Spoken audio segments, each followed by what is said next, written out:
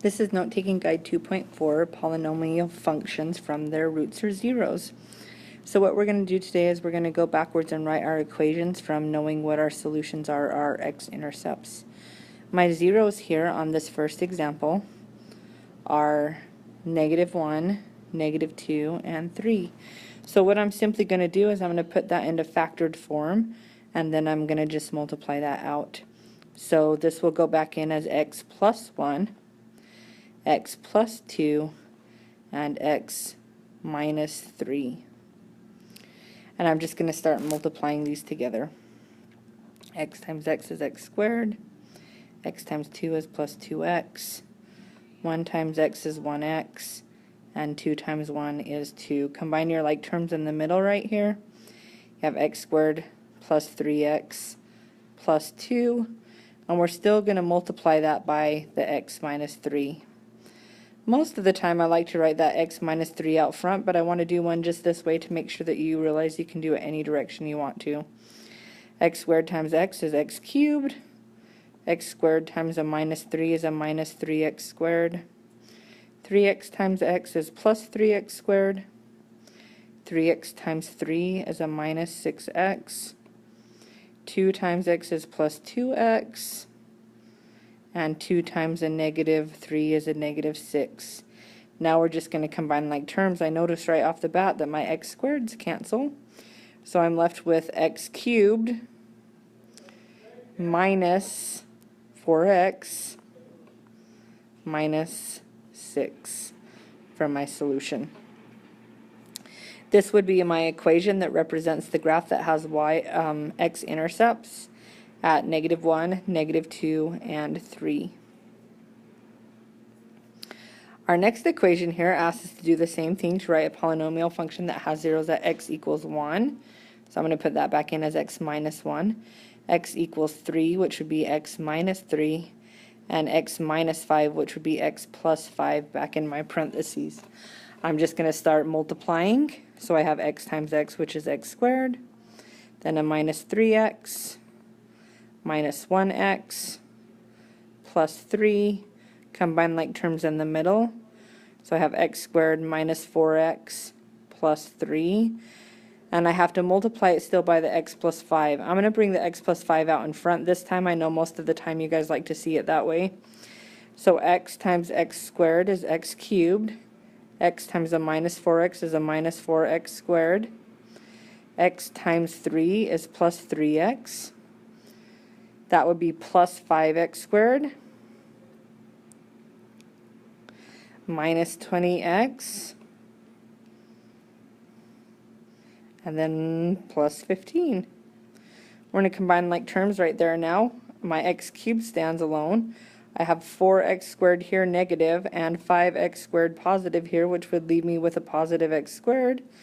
Do my x's now, which will leave me with a negative 17x when I combine the 3x and the negative 20x.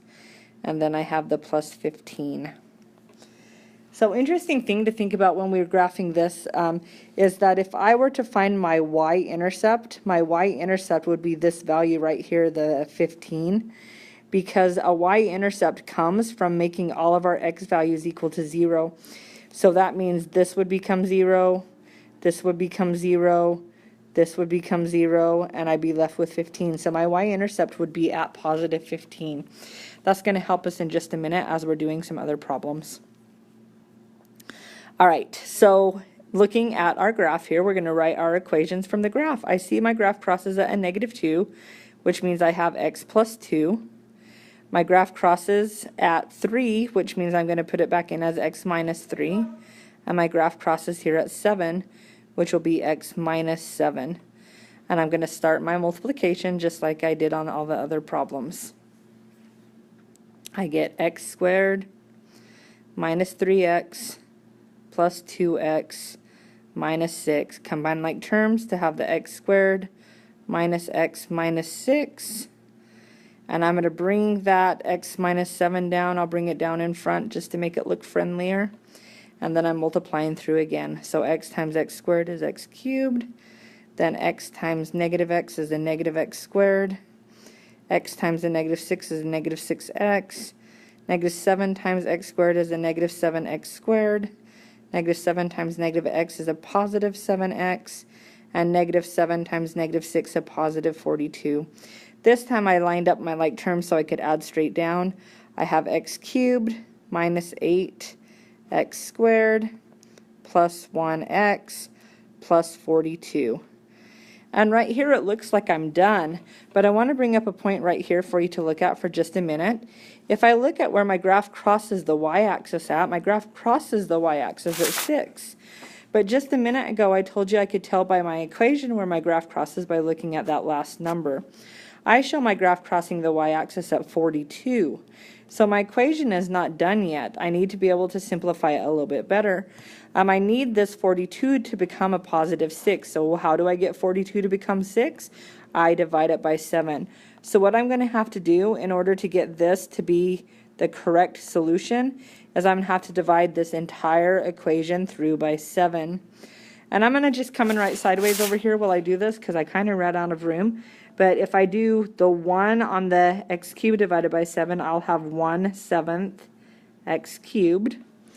And then I'll have a minus 8/7 x squared. And then plus 1/7 x. And then 42 divided by 7 would be plus 6. This answer in the blue is the actual correct solution to my problem because my y-intercept also plays an important role in my graph. All right, so same thing on this next one here. We're going to start with our x-intercept, so I'm going to have x plus 2. I have another x-intercept here at x minus 1, and then one right here which would be at x minus 4.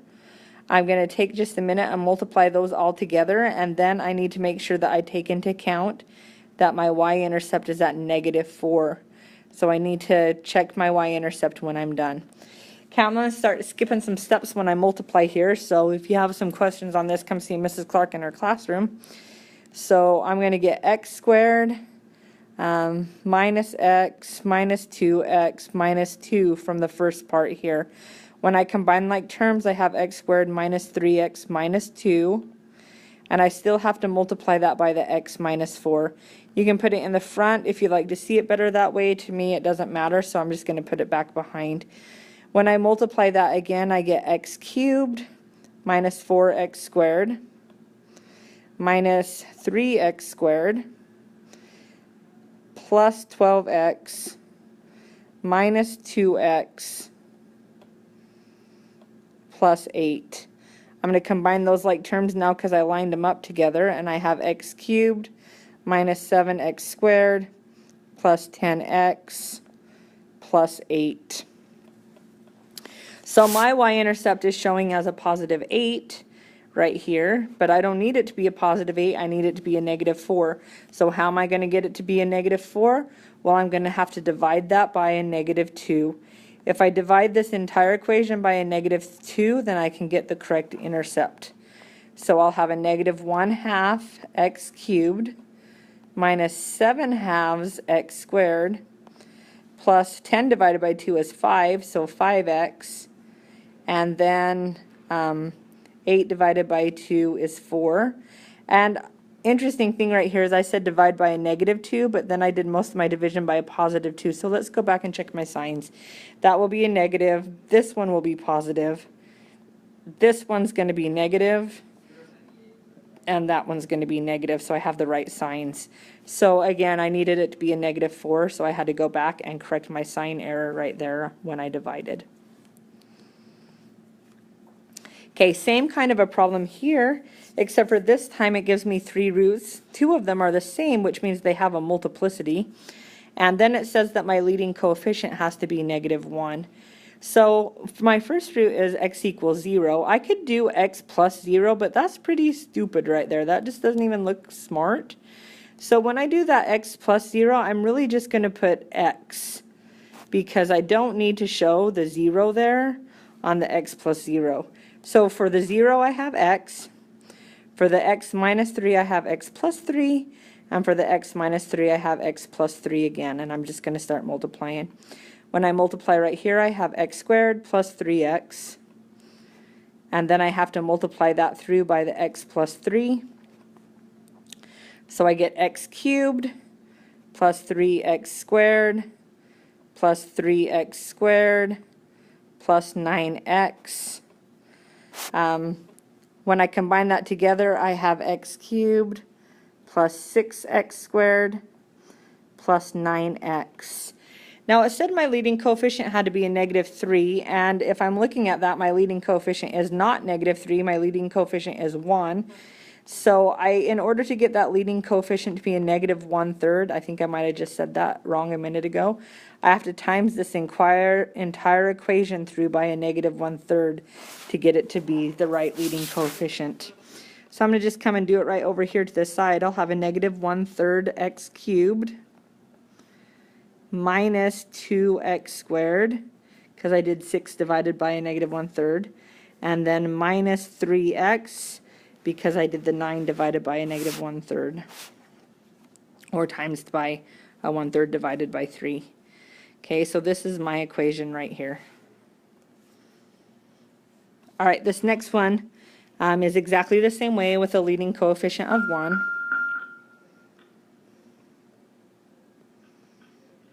Hello, if you have Mr. Stratton in... All right, sorry about that interruption. It said here that the -1 has a multiplicity of 2, so we're going to have that x plus 1 2 times. And our leading coefficient needs to be 1 when we're done with it, so we're just going to take the time to multiply that out and check to see if our leading coefficient is 1. I'm going to let you do that on your own. Come check with Mrs. Clark if you want to see the answer. This next problem right here is the same kind of thing. We are going to find our roots by looking at where it touches or crosses the x-axis. This one right here where it crosses at +2 will be an x minus 2.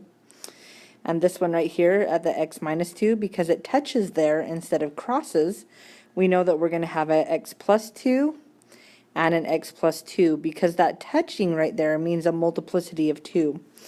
It touches there, which means it has to happen twice. So what we're going to do here is we're going to multiply this through.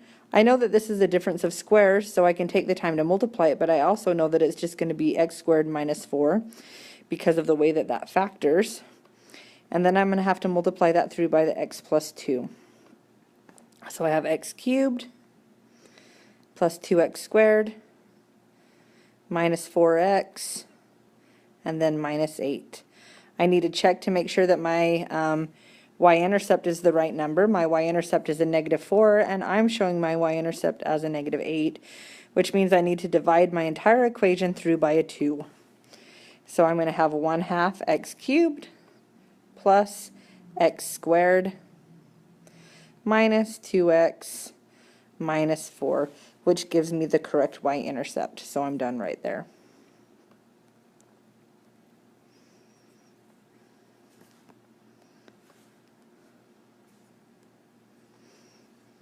All right, this next one, we're just going to write an equation that's quartic this time with these x-intercepts. So I'm going to do x plus 2, and then this x equals 0 is just going to be an x. I'll have x minus 3 and x minus 4. This is going to be quite the little multiplying out here. I'm going to let you do the work here. I'm going to pause for just a minute and let you do the work, and then I'm going to show you the answer.